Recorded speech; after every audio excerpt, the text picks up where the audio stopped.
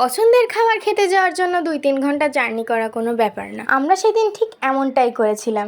আসসালামু আলাইকুম everyone, I am Sumaiya from miss twist. আগে আপুর বাসায় নারায়ণগঞ্জে থাকায় নারায়ণগঞ্জের আশেপাশে আমাদের বেশ ঘোরাঘুরি ছিল, কিন্তু এখন আপুর বাসায় ঢাকার ভিতরে হওয়ায় ওদিকে আর অতটা যাওয়া হয় না। তো ওই সময় নারায়ণগঞ্জের চাষাড়ায় সুগন্ধার যে ব্রাঞ্চটা আছে এটা আমাদের খুব প্রিয় ছিল।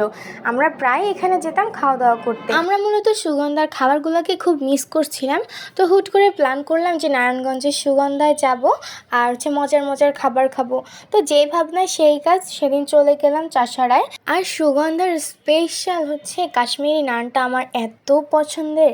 তারপরে ছিল মাটন চাপ, চিকেন চাপ, অ্যান্ড আমরা পরে আরও কিছু মেনু অ্যাড করেছিলাম যেগুলোর কোনো ক্লিপ এখানে নাই। জাস্ট ওদের কাশ্মীরি নানটা দেখেন, এত মজা ছিল।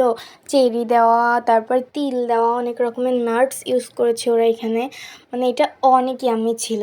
তারপর আমরা সবাই যে যার পছন্দের খাবার নিয়ে খাওয়া শুরু করে দিলাম।